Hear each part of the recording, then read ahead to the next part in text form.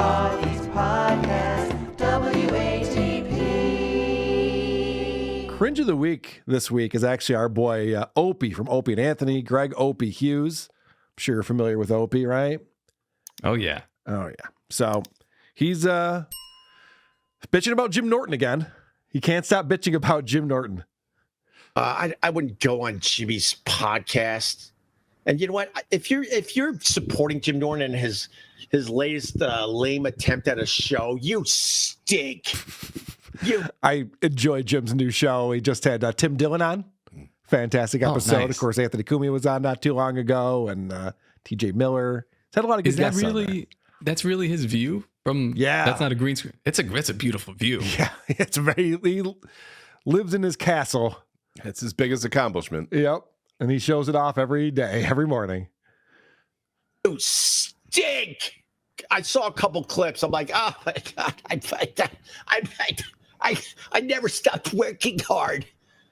And then there's a clip where his I don't even know what he's talking about here. I saw a couple clips, and was he doing what Jim was saying on the clip, or he's just angry? Yes. Okay, got it. his significant. Is that one of those end loops we were talking about a minute ago? Yeah, I think it might be brain damage. Seriously. His significant other was bitching about how bad his farts are. I'm like, he's still doing the fart thing. And then I looked, the video's got like 100,000 views. I'm like, oh, great. Wonderful. Opie is the guy who gets out of his car and dances in the intersection and then gets back in his car, or tells people at the John Lennon Memorial that the rats pee on there where they're sitting. And he goes, and Jim's so immature, he's still talking about farting. What an idiot. Oh, it's got 100,000 views. I guess people like that. Oh, my bad. Oh, that's so sad. It is. He's so bitter and jealous that the guys have moved on from Opie and Anthony and doing very well.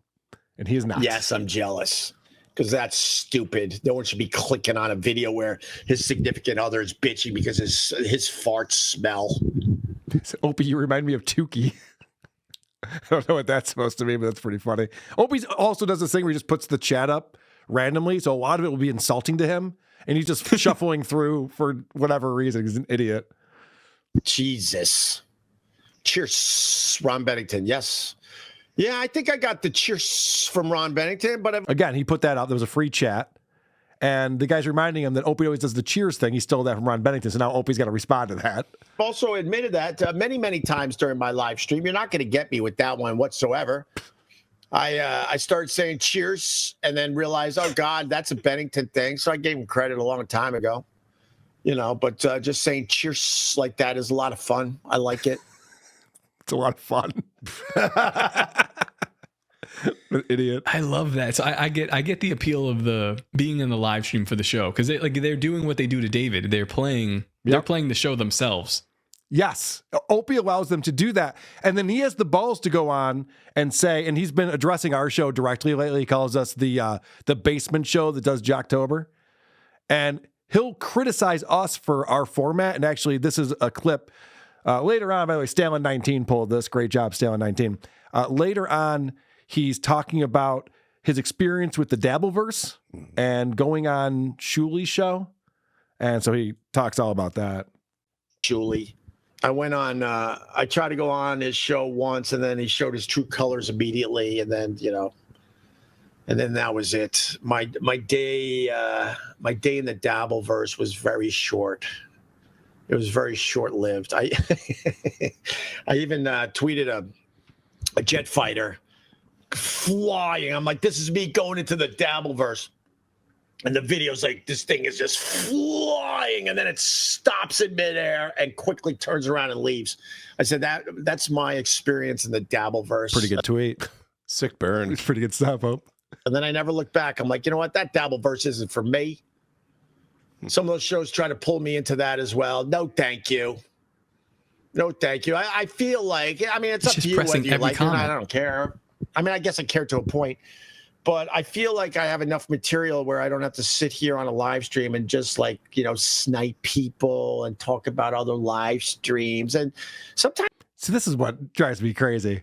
When he says things like, I don't have to do that thing where I'm sniping people or playing other people's shows and reacting to it. I have enough material. You're literally reading the chat, the free chat, and responding to it. Yeah. How is this having enough material? And all of your thumbnails are titles of other shows. Right. Shit. Yeah, it's always about Jim and Anthony and Opie and I'm Anthony. very confused. Where are the conspiracy theories? Where are the black people fights? Where is the racism? There's none of this stuff. Yeah, I know this show doesn't have any of those elements, which is why it's still on YouTube. So he's got that going. Like, snipe people and talk about other live streams. And sometimes I will watch some of that stuff and go, all right, okay, so you're beating up this guy and you're beating up that guy. Oh, so he's watching WATP. Sweet. Yeah. Glad to hear it. We're beating up this But guy. when do you actually do your own material? Oh, Because, everyone says, a lot of that is based on Jocktober, but we even knew that you can only do Jocktober sparingly, not a lot.